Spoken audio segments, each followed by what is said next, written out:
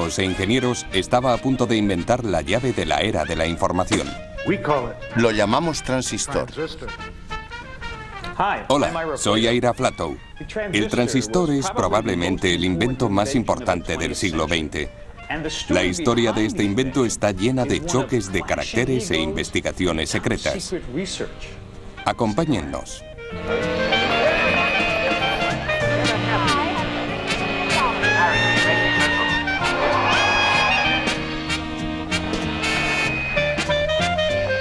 El transistor.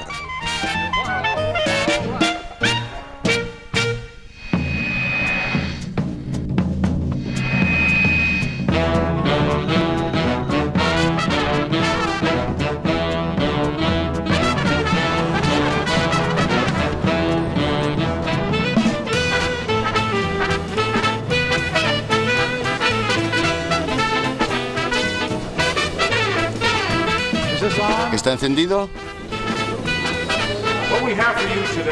Lo que les tenemos preparado representa un claro ejemplo de trabajo en equipo, de brillantes contribuciones individuales y del valor de la investigación en un marco industrial.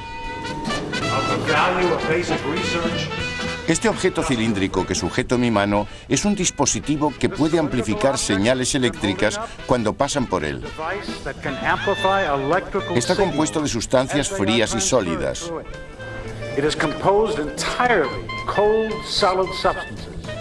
Lo hemos llamado transistor.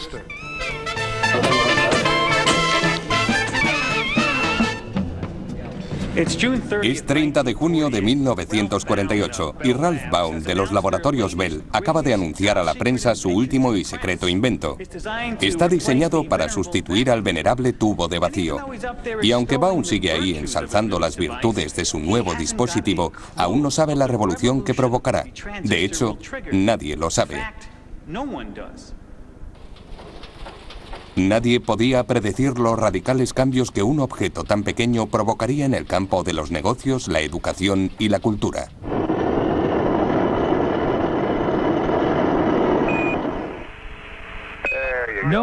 Nadie previó que el transistor nos transportaría a otros mundos y dejaría pequeño el nuestro. Los laboratorios Bell atribuyen la invención del transistor a Walter Brattain, John Bardeen y William Shockley. Hemos escuchado a Baum decir un claro ejemplo de trabajo en equipo.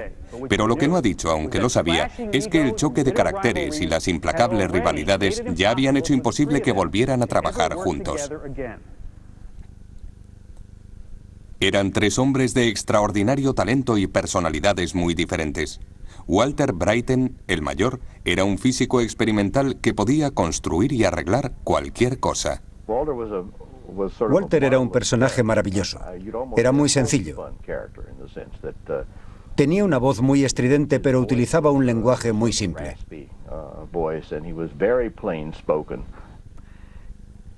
John Bardeen era físico teórico, uno de los mejores del siglo XX. John era un hombre afable. Nunca levantaba la voz. Era un hombre rotundo, con un completo control de sus emociones. Bill Shockley, el jefe del equipo, era el más joven.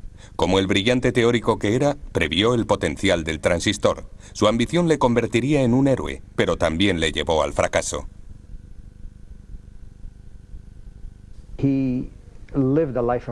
Su vida fue toda una competición. Todo lo que hacía respiraba rivalidad. Le brotaba de cada poro de su piel. Después de la Segunda Guerra Mundial, las vidas de estos tres hombres se cruzarían durante un breve periodo de tiempo, sacando lo mejor de cada uno y separándose después bajo el peso de una desenfrenada ambición. Su historia tiene todos los ingredientes de una tragedia griega. Nuestra historia comienza en 1945. Los laboratorios Bell se acababan de trasladar de su pequeño cuartel en Manhattan, a 30 kilómetros de aquí, hasta estos modernos laboratorios de las colinas de Nueva Jersey. Los laboratorios Bell eran la rama de investigación de la gigantesca compañía Teléfonos y Telégrafos de América, o AT&T. A mediados de los 40, la AT&T ostentaba el monopolio de las llamadas de larga distancia.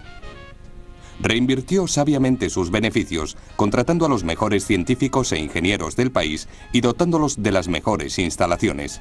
Los ejecutivos de la AT&T entendían que la investigación les colocaba en una situación de ventaja con respecto a sus competidores. Como cabía esperar, Laboratorios Bell fueron la incubadora de grandes sueños y a veces de grandes egos. Ya había dado un premio Nobel.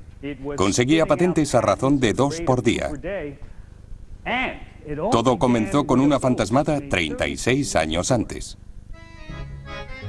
En 1907, la AT&T estaba en crisis. Las patentes del teléfono de Alexander Graham Bell habían expirado y miles de pequeñas compañías telefónicas independientes se las rifaban quitándole clientes. Para recuperarse de su caída en picado, la AT&T llamó a su expresidente, ya retirado, Theodore Vail. Vail anunció que la AT&T ofrecería a sus clientes lo que ninguna otra compañía podría hacer: servicio telefónico de costa a costa. Solo había un problema. Can you recall the telephone of a generation ago? New York to Denver was the longest call that could be made, and it was uncertain. No era seguro porque la compañía necesitaba encontrar un modo de impulsar la señal por las líneas al resto del país.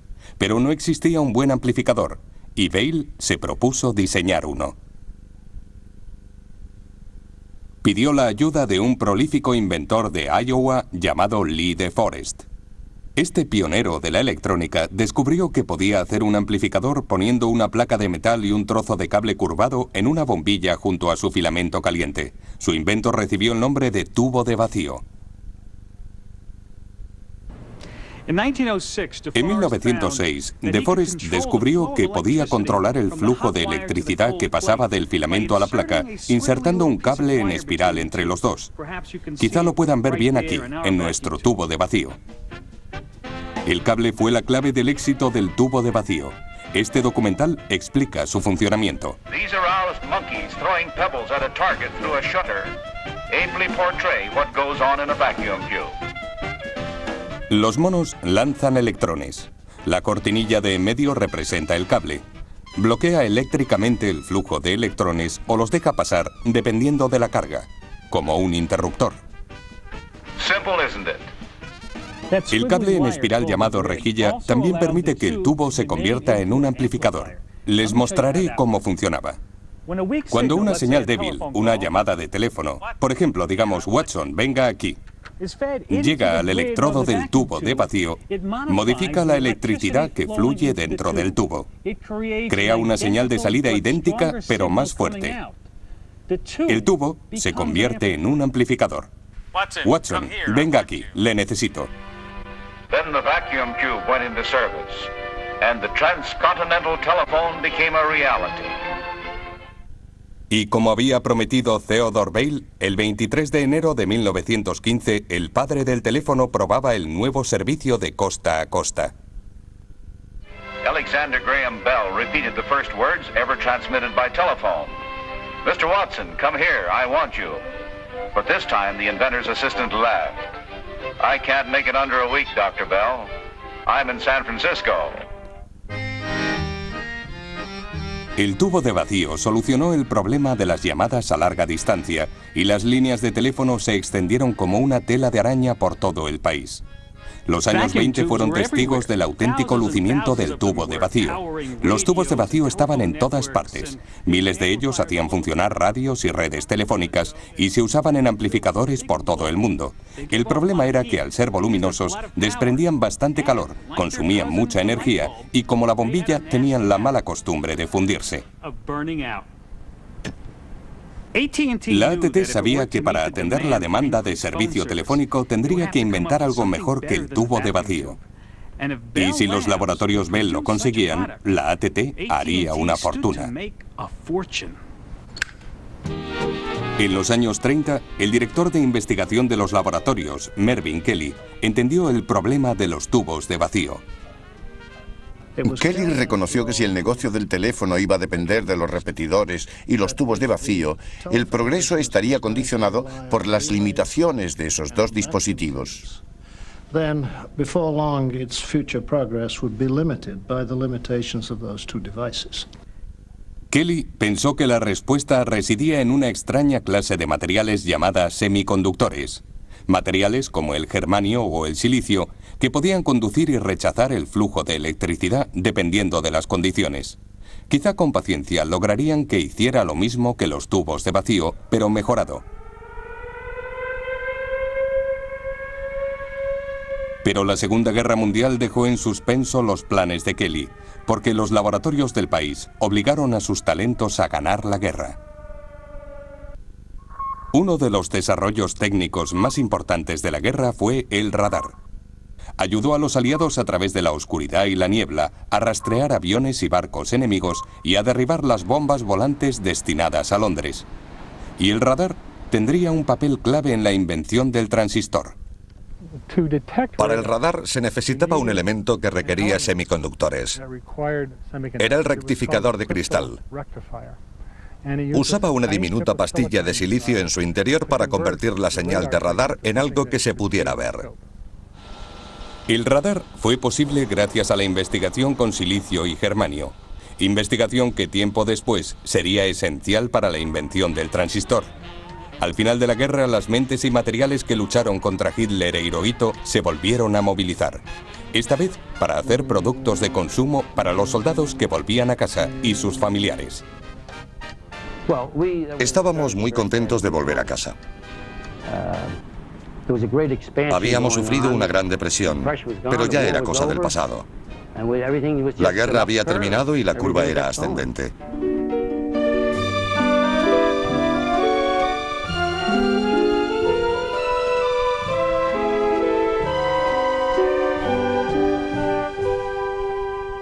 Todos querían una porción de prosperidad.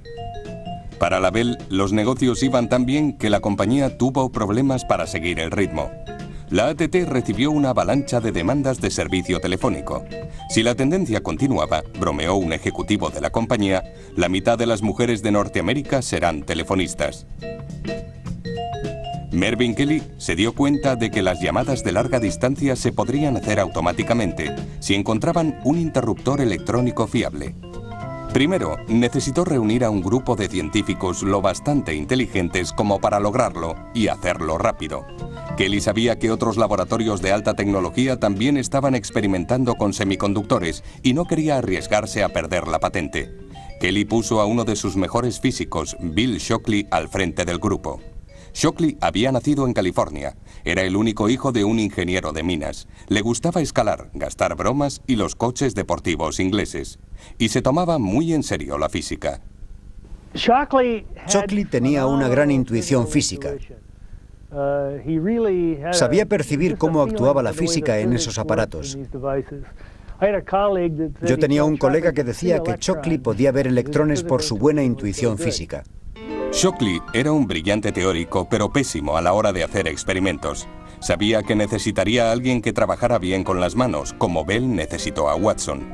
Encontró a Walter Bryton, un experimentado físico que ya trabajaba en los laboratorios Bell. Criado en una granja del estado de Washington, el independiente Bryton fue el epítome de la inventiva americana. Walter era un buen físico experimental. Podía pegar cosas usando cera y clips si se lo pedías.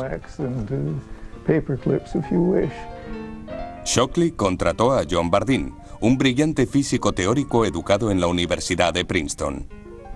Como experto en el movimiento de electrones en el interior de materiales sólidos, comprendió las sutilezas de los semiconductores. Bardeen era el precoz segundo hijo de un decano de la Facultad de Medicina de Wisconsin. Se saltó 3 cursos e ingresó en la universidad a la edad de 15 años. Le llamaban John el Susurros. Bardeen era un hombre tranquilo y contemplativo, una persona muy introvertida. Shockley era rápido. Al principio se complementaron muy bien. Complementaría la pericia de Shockley y lo que es más importante, con John Bardeen en el laboratorio, Shockley tendría tiempo para trabajar por su cuenta. Con los partícipes clave en sus puestos, Shockley completó el equipo con una ecléctica mezcla de físicos, químicos e ingenieros que trabajaban para atacar el problema desde todos los puntos, el clásico equipo que había funcionado tan bien durante la guerra. Fue un claro ejemplo de trabajo en equipo.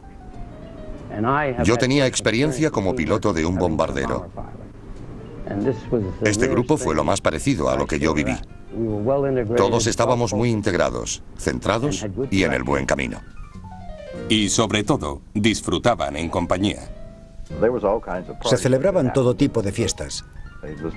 No era raro que este grupo de amigos se fuera a comer a un restaurante de Scotch Plains y se tomaran unas cervezas con un buen filete de los que servían allí.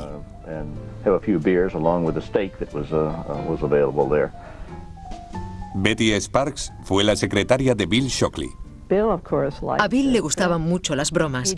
Levantó la parte trasera de mi coche nupcial y las ruedas empezaron a patinar como locas hasta que nos dimos cuenta de que todo el mundo se estaba riendo. Luego lo puso en su sitio para que pudiéramos partir hacia Nueva York. Esta canción se llama El infierno del laboratorio Bell. Fue una canción escrita a mediados de los 50 que se cantaba en todas las conferencias. La escribió Ian McIntosh. Hemos recorrido un largo camino para traerte esta canción. Con un calipso nuevo seguro que nos equivocamos sobre la reforma de la escuela a la que pertenecemos. Es el infierno del laboratorio Bell.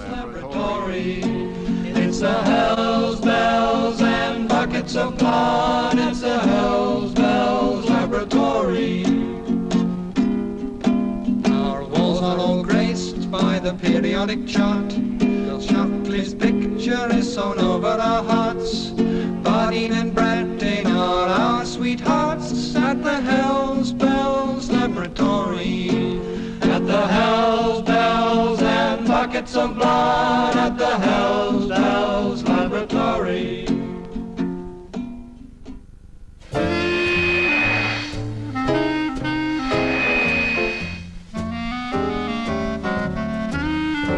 En la primavera de 1945, incluso antes de completar el equipo, Bill Shockley estaba convencido de saber cómo hacer un amplificador con semiconductores.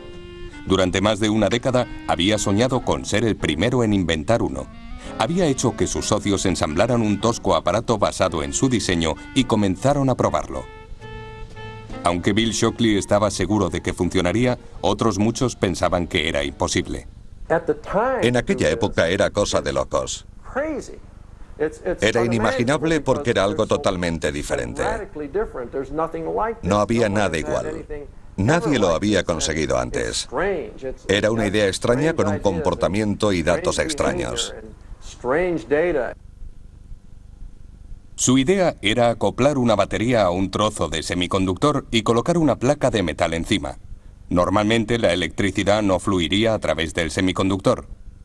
Pero si se aplicaba una carga eléctrica a la placa, pensaba Shockley, el campo eléctrico resultante debería extraer electrones de los átomos, creando el flujo de electricidad. Lo llamó efecto de campo.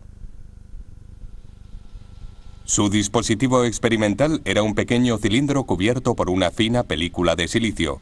Colocó una pequeña placa de metal encima. La teoría estaba muy bien, pero no funcionó. No lograba aumentar la corriente que fluía en el interior del cilindro. Bill Shockley estaba furioso.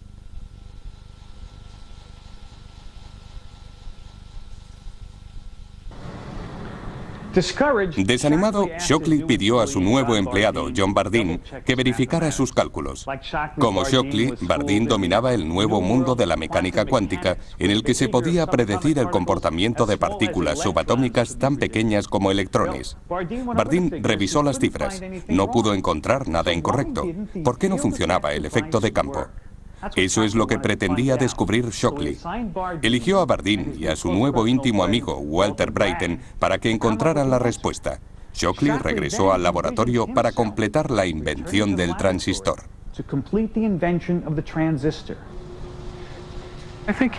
Tenían un problema que necesitaba una solución. Cuando lo resolvieran, Shockley podría volver al trabajo que consistía en hacer un amplificador de estado sólido. Shockley se había apartado un poco del proyecto. Contaba con suficientes cerebros para dejarlos solos. No estoy seguro de si lo hizo deliberadamente o fue un arrebato de los suyos, pero sus dos subordinados comenzaron a trabajar solos. Bardeen creyó entender por qué no funcionaba el dispositivo de Shockley. En resumen, dijo que estaban ocurriendo cosas en la superficie del semiconductor que impedían que este campo penetrara en el cuerpo del material. Bardeen creía que los electrones estaban atrapados en la superficie del silicio creando un escudo. Por eso el campo eléctrico no podía llegar a los electrones del interior. Se dispusieron a entender los misteriosos detalles de esta barrera. Walter Brattain pasaba la mayor parte del tiempo en el laboratorio ideando y realizando experimentos. John Bardeen proponía nuevos experimentos e interpretaba sus resultados. John se encargaba de pensar y Walter experimentaba. Se complementaban muy bien y Walter lo sabía. Brattain y Bardeen trabajaron mano a mano, pero solían pedir consejo a Shockley y otros miembros del equipo. Estaban imbuidos por el productivo entorno de los laboratorios Bell, situados entonces en Murray Hill. Tenían acceso a otros miembros del grupo de Shockley y a gente de fuera del campo de la metalurgia y la química. Eran libres. No dependían de la burocracia para pedir ayuda a quien necesitaran. El diario de Walter Brattain refleja su entusiasmo con el grupo. No puedo exagerar la extraordinaria relación de este grupo. Nos reunimos para discutir temas importantes en cualquier momento de la tarde y lo hacemos libremente. Brattain y Bardeen comenzaron a trabajar con láminas de silicio buscando una mayor comprensión de la barrera de la superficie. Comenzaron a hacer mediciones eléctricas en la superficie de germanio y silicio y a variar las propiedades de la superficie para intentar confirmar su teoría. Sumergieron el silicio en nitrógeno líquido pensando que el gélido baño neutralizaría de alguna forma el escudo y permitiría que el campo eléctrico penetrara a más profundidad, estimulando así el flujo de electrones. Funcionó, pero solo levemente. Suficiente, sin embargo, para convencer a Bardeen de que su teoría era correcta. Desgraciadamente, esta temprana victoria solo fue una ilusión. Brattain y Bardeen no lograron hacer más progresos para desentrañar el secreto de la barrera. El invierno dio paso a la primavera al verano y el verano al otoño. Y seguía sin haber progresos. Sin resultados demostrables, las tensiones aumentaron, especialmente entre Brattain y su ambicioso jefe. Phil Foy recuerda un incidente en particular. Shockley estaba en la pizarra en un seminario, explicando unos principios físicos muy complejos. Mientras los explicaba, Brattain comenzó a agitar dos monedas en su bolsillo. Shockley se volvió y le pidió que dejara de mover las monedas porque no podía pensar. Walter le contestó diciéndole que él no podía pensar si no lo hacía. Shockley se metió la mano en el bolsillo, le dio billetes de $1 y le pidió que se entretuviera frotándolos. Finalmente, en otoño de 1947, una señal de progreso. Brattain había batallado con el agua que se condensaba en la superficie del silicio. Había repetido el agotador trabajo de secarlo, pero tuvo un presentimiento.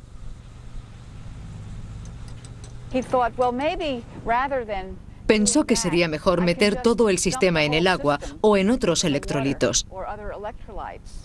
Intentó el experimento y descubrió que en esas circunstancias conseguía el efecto deseado. El experimento funcionó para sorpresa de muchos, incluso cuando vertió una gota de agua encima del semiconductor. Aparentemente, las partículas cargadas del agua emigraron al silicio y neutralizaron la barrera. Brattain se dio cuenta de que había descubierto algo importante. He tomado parte en el experimento más importante de mi vida. Entonces comenzó lo que los laboratorios Bell llamarían el mes milagroso. Brattain y Bardeen estaban sobre la pista. Parecía que todos los días hacían nuevos descubrimientos que les acercaban cada vez más a reducir la barrera. El dispositivo funcionó aún mejor cuando sustituyeron el silicio por germanio, pero seguía habiendo un problema que inquietaba especialmente a la compañía de teléfonos. Era lento, no lo bastante sensible como para amplificar el espectro de la voz humana. Quizá el líquido ralentizaba la respuesta. ¿Por qué no deshacerse de él? La historia de la invención está llena de acontecimientos accidentales. Un descubrimiento clave hecho en los laboratorios Bell en diciembre de 1947 fue uno de ellos. En sus esfuerzos por deshacerse del líquido, Walter Brattain, casi por accidente, se topó con el transistor. Brattain tuvo una idea para su nuevo dispositivo. Sustituyó la placa de metal por una mota de oro, separada del germanio por una fina película de óxido, como el que a veces se forma en el germanio. Lo conectó, pero no ocurrió nada. Ningún tipo de amplificación. Como si hubiera empezado de cero. Pero no se rindieron.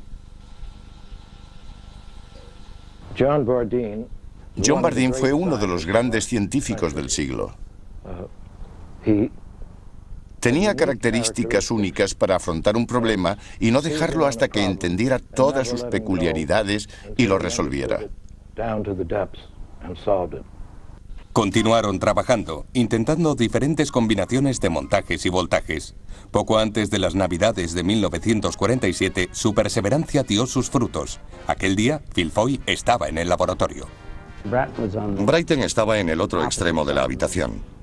Estaba sentado en un banco con su pequeño microscopio. Estaba buscando los efectos de la superficie. Y entonces se dio cuenta de que había corriente. Y pronunció esta frase: aquí tenemos algo. Brattain había eliminado accidentalmente la fina película de óxido. La mota de oro estaba en contacto directo con el semiconductor. En vez de un campo que arrastraba electrones a la superficie, como había previsto Shockley, Bardeen se dio cuenta de que estaban inyectando cargas positivas directamente al germanio.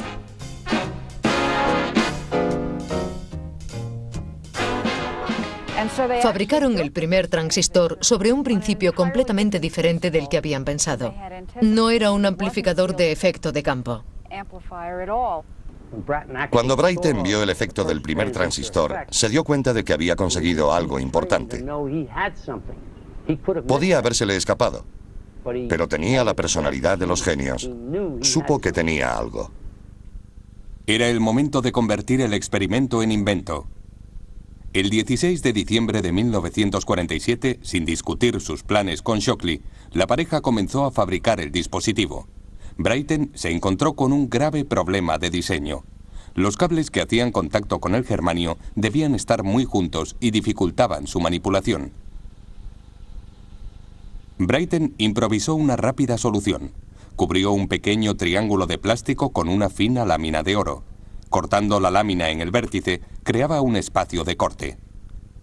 Aplicó energía y funcionó. Walter Brattain acababa de construir el primer transistor. Fue maravilloso.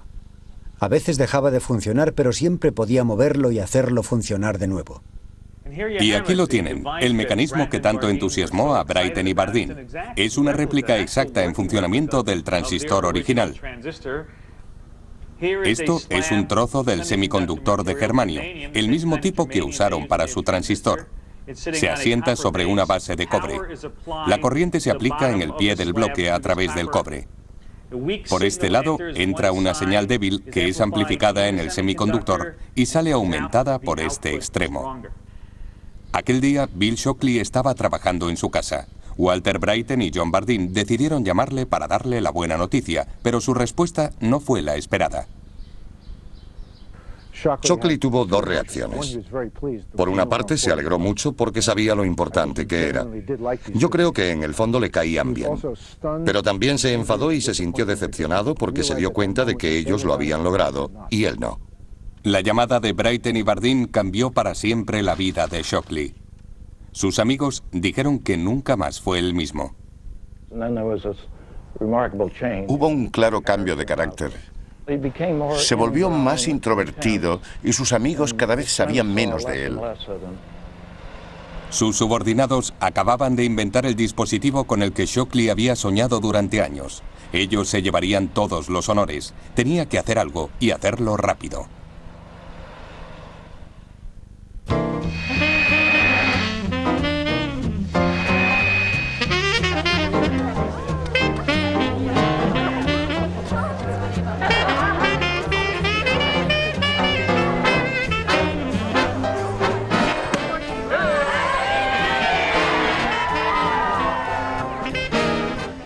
La Nochevieja de 1947, 2 semanas después de que Brighton y Bardeen mostraran su nuevo invento, Bill Shockley asistía a una conferencia de física en Chicago.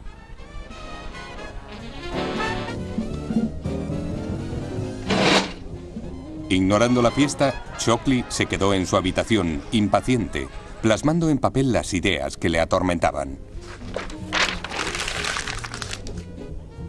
Se dio cuenta de que el dispositivo de Brighton y Bardeen sería frágil y difícil de fabricar. Shockley se aprovecharía de este punto débil e inventaría un transistor mejorado.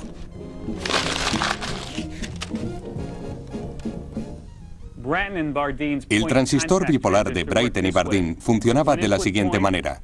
Un punto de entrada y uno de salida contactan en la superficie del semiconductor. Pero como ven, los puntos entran en calor y la superficie del semiconductor puede estropearse. Shockley tuvo una idea mejor. ¿Por qué no imitar el tubo de vacío y crear un sándwich de 3 pisos?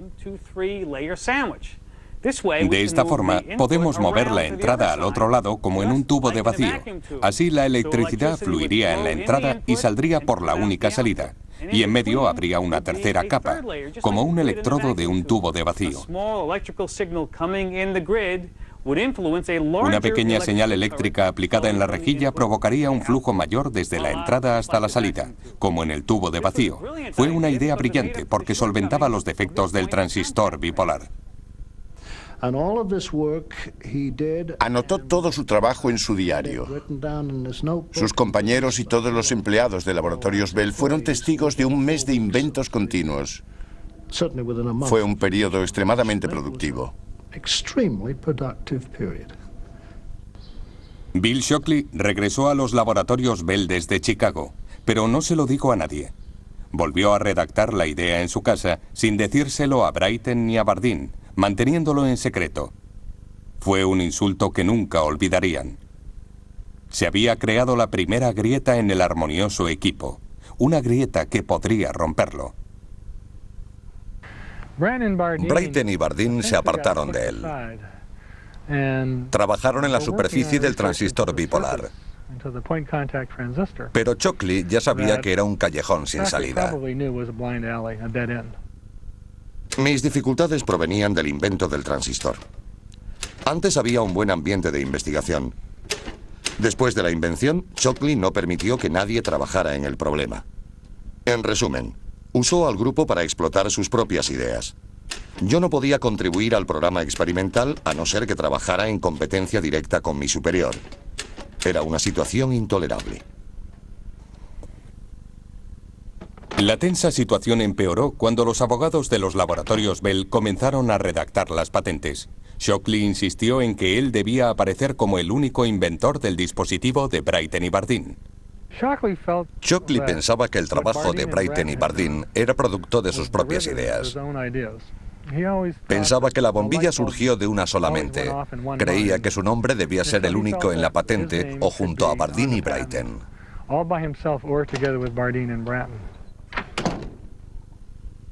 Pero los abogados de los Laboratorios Bell decidieron jugar limpio. En vez de aplicar la patente sobre la idea de Shockley de un amplificador hecho de un semiconductor, se centraron en el dispositivo de Brighton y Bardeen. Sería más sencillo de defender.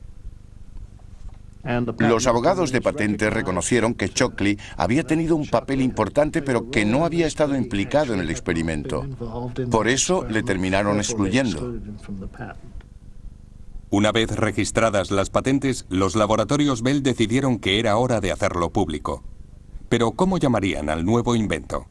Sabían que un dispositivo tan importante necesitaba un buen nombre. Walter Brighton buscó consejo en su buen amigo John Pierce, un ingeniero que escribía historias de ciencia ficción. Habían redactado frases descriptivas, ideas muy alocadas. Pero Walter quería un nombre elocuente y sobre todo que encajara con el concepto. Y yo se lo proporcioné.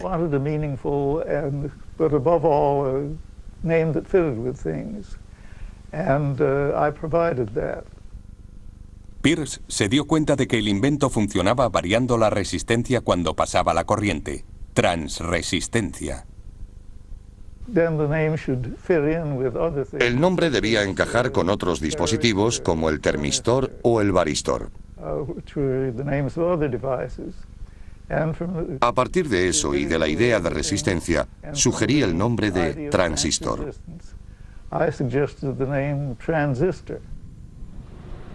Señores, les ruego tomen asiento. Y así se llamó. Las fotos publicitarias, recreando su histórico experimento, se hicieron en el viejo laboratorio de Walter Brattain. Pero cuando los tres hombres tomaron asiento, Bill Shockley se sentó en el centro, en el asiento de Brattain. Nick Hollanjak preguntó ingenuamente a Bardeen si a Brattain le gustaba la foto. John me miró con expresión de pena, movió la cabeza y dijo, no, este es el dispositivo de Walter, es nuestro experimento. Bill no dijo Shockley, no había tenido nada que ver. Brattain escribió a Shockley expresándole su frustración por la foto, la patente y su expulsión del equipo. Querido Bill, te escribo unas letras antes de irme a dormir sobre nuestra conversación de ayer. Me parece que el descubrimiento del transistor ha echado a perder el mejor equipo de investigación con el que he tenido el privilegio de trabajar. Creo que desde el principio el mérito debía ser de todo el equipo. El departamento de patentes ha acabado con él. Los laboratorios Bell rompieron finalmente su silencio y el 30 de junio de 1948, Ralph Baum, director de investigación, hizo el anuncio a la prensa en el cuartel general de Manhattan. Es un dispositivo que puede amplificar señales eléctricas al tiempo que las transmite. El anuncio apenas atrajo atención. El New York Times lo enterró en la página 46. La revista Time lo situó en la pequeña sección Ciencia Semanal. Los ingenieros creían que no era necesario sustituir el tubo de vacío. La gente que me encontraba en el laboratorio se reía y decía que solo era un trozo de cristal con un cable alrededor. No llegaría a ninguna parte. Si querían hacer electrónica de verdad, tendrían que ir al almacén y coger tubos de vacío, condensadores, resistencias, transformadores y ponerse a trabajar.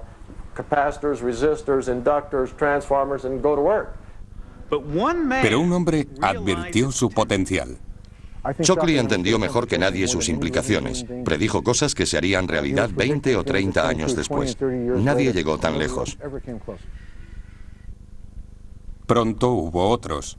En un almacén bombardeado en el otro extremo del mundo, dos ingenieros japoneses vieron el gran potencial de negocio del nuevo invento.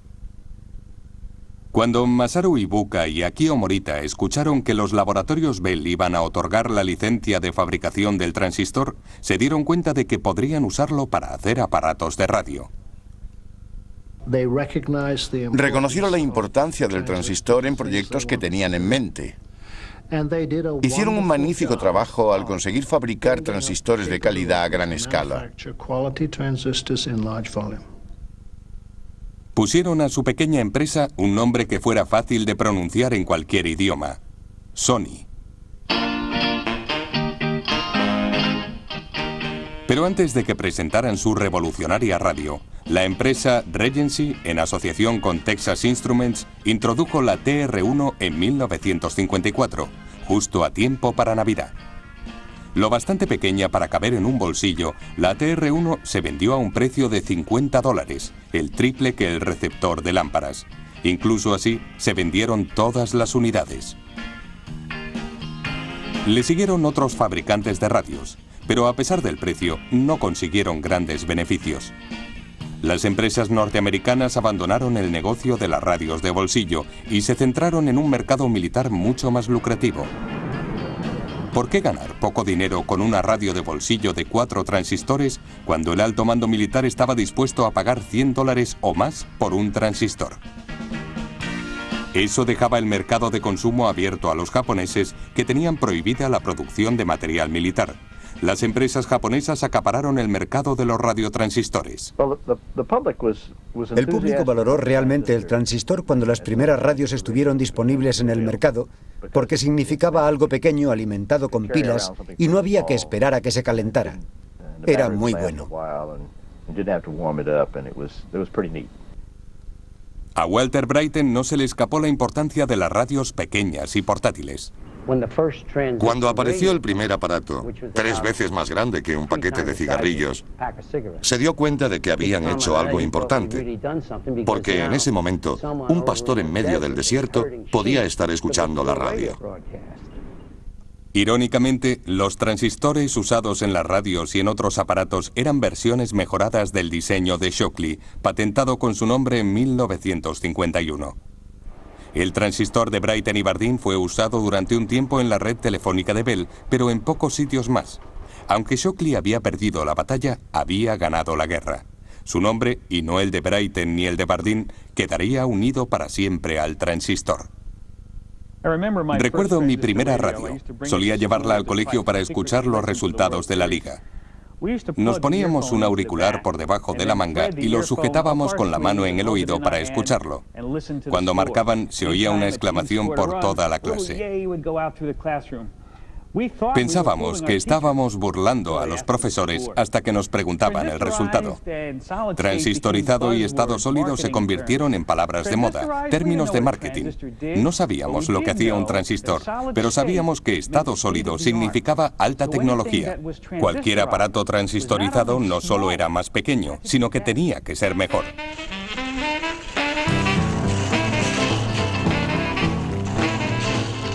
En pocos años, lo que surgió como un simple sustituto del tubo de vacío comenzó a cambiar el mundo. Ahora, cualquier aparato electrónico podía ser portátil y barato. Las radios comenzaron a influir en la cultura popular. Los niños podían escuchar música lejos de sus desaprobadores padres.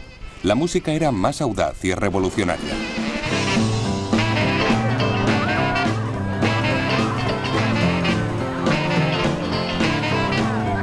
Y la radio transformó algo más que la música. Se convirtió en un arma política. El transistor abrió las puertas de la información. Hizo posible que mucha gente que no había podido asistir a los dramas mundiales pudiera escucharlos desde primera fila. Charles Stewart lo entendió mientras visitaba a los beduinos en el desierto del Sáhara. Estaban sirviendo el té y el anfitrión me preguntó, ¿por qué están quemando Detroit? Me tuvieron que contar la historia porque no entendía nada. 2 horas antes habían asesinado a Martin Luther King mientras yo estaba allí sentado. Habían escuchado esa información en sus transistores procedente de El Cairo, Moscú o Londres. La radio se convirtió en la primera herramienta de la era de la información. Pero ahora el antiguo equipo de Shockley, Bryton y Bardeen se había desintegrado. Shockley los echó de los laboratorios Bell. La verdad es que echó a Bardeen. Fue varias veces a hablar con sus jefes para decirles que no podía trabajar con ese hombre. John Bardeen fue el primero en abandonar. En 1951 llamó a su viejo amigo Fred Seitz, un físico de la Universidad de Illinois. Fui al decano y les recomendé a uno de los mejores físicos del mundo. Rebañando partidas del presupuesto, logró hacerle una oferta razonable. Yo pensé que debía haberle ofrecido más dinero, pero cuando le dije la cifra, me dijo que era suficiente para él. En 1955, la reputación de Shockley pudo más que él. Estaba claro que no volvería a ascender en los laboratorios Bell. Decidió abandonar la costa este y mudarse al oeste.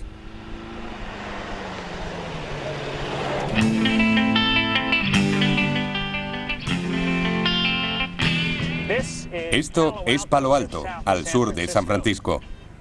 Es una de las ciudades más ricas del mundo, porque se encuentra en el centro de la industria de alta tecnología de California. Pero en 1955 no era más que otra aburrida ciudad, sede de la Universidad de Stanford. Shockley conocía bien el lugar porque se crió aquí. Esta fue su casa. Regresó por dos razones. Una, porque su madre seguía viviendo en el pueblo, y dos, porque sabía que el cálido clima de California atraería a los jóvenes talentos que necesitaba para su nueva empresa. Shockley ya era famoso, pero quería ser rico. Intentó reclutar ingenieros de los laboratorios Bell para su nueva empresa, Shockley Semiconductors. Pero nadie aceptó su propuesta. Conocían su reputación. Así pues, buscó a otros más ambiciosos. Shockley tenía un gran talento y sabía distinguir el talento en otros. Lo hizo con su empresa y con los laboratorios Bell. Fue el mejor reclutador de científicos de su época. Bob Noyce y Gordon Moore fueron las primeras personas que reclutó. Años después fundarían Intel, pero empezaron a trabajar para Bill Shockley. Cuando Bill me contrató no sabía de qué tipo de industria se trataba. No creo que nadie supiera el cambio que significaría para el mundo. Solo nos interesaba saber si lograríamos hacer un transistor que se pudiera vender. Shockley Semiconductor llevaba abierta menos de un año cuando Shockley recibió una llamada a primera hora de la mañana. Llamaban de Estocolmo. Le habían concedido el premio Nobel compartido con John Bardeen y Walter Brattain por la invención del transistor. Después de la sorpresa inicial, se dio cuenta de que era verdad y se puso a celebrarlo. Recuerdo el día que consiguió el premio Nobel. Nunca antes había empezado a beber champaña a las 9 de la mañana. El trío asistió a la ceremonia con sus mujeres y familias. Shockley fue con su madre.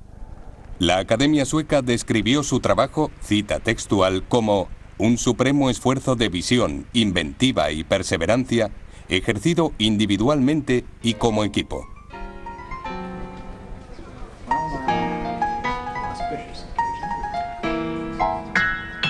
Después de la ceremonia, John Bardeen y Walter Brattain disfrutaban de una última copa en el bar del hotel. En ese momento entró Bill Shockley.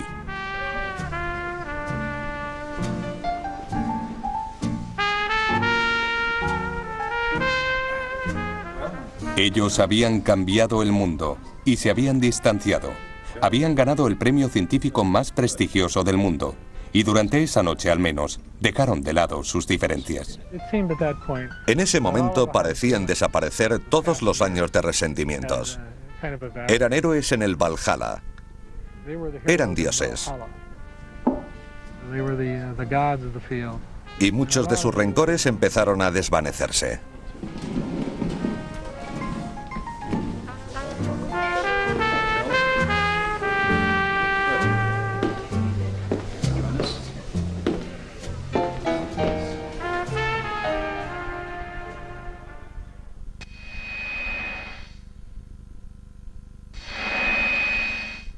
La alegría de Shockley duró poco. Cuando regresó a California, descubrió que su empresa tenía problemas. La compañía perdía dinero a espuertas y la historia volvía a repetirse. Su equipo de científicos se rebelaba. Shockley tenía en mente un dispositivo en el que quería que trabajara el laboratorio de la Shockley Semiconductor. No parecía ser económicamente rentable. Pero era su idea, su sueño, y no permitiría que nadie trabajara en otra cosa. No quería que su empresa pasara por lo mismo que los laboratorios Bell, que el equipo se fugara e hiciera un gran trabajo. Quería asegurarse de que si se descubría algo importante, fuera él quien lo hiciera. Tras año y medio de trabajo, 8 de los mejores trabajadores de Shockley le abandonaron, siendo conocidos en Silicon Valley como los 8 traidores. Formaron su propia empresa de transistores, la Fairchild Semiconductor. Cuando comenzamos en la Fairchild, nadie sabía a dónde nos dirigíamos, pero queríamos hacer un transistor de silicio. Fairchild y Texas Instruments encontraron el modo de conectar transistores sin cables o soldaduras y lograron acoplar 4 o más en una única pieza de silicio. Lo llamaron circuito integrado. Fairchild fabricó el primer circuito integrado vendido comercialmente en 1961. Fue un gran cambio para la industria. Todos los que usamos ordenadores hoy en día somos los lejanos beneficiarios de la original idea de hacer un complejo circuito en un bloque de silicio.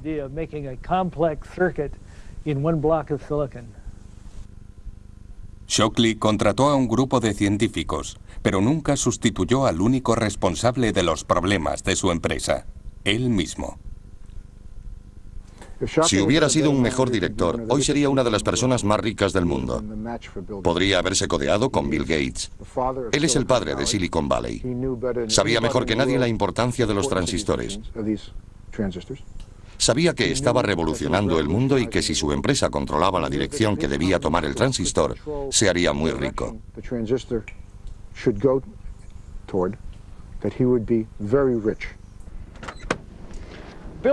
Bill Shockley nunca se hizo rico, pero sí dos de los 8 famosos traidores. Gordon Moore y Bob Noyce abandonaron la Fairchild Semiconductor para formar una pequeña empresa llamada Intel, que hoy vale miles de millones de euros. Intel hace obleas de silicio. Cada una de estas pequeñas cuadrículas es un chip informático, del mismo tipo de los que encontramos en nuestros ordenadores. Cada cuadrícula contiene 4 millones de transistores. Luego esta oblea tiene 1000 millones de transistores. Intel fabrica millones al día, muchos de ellos aquí.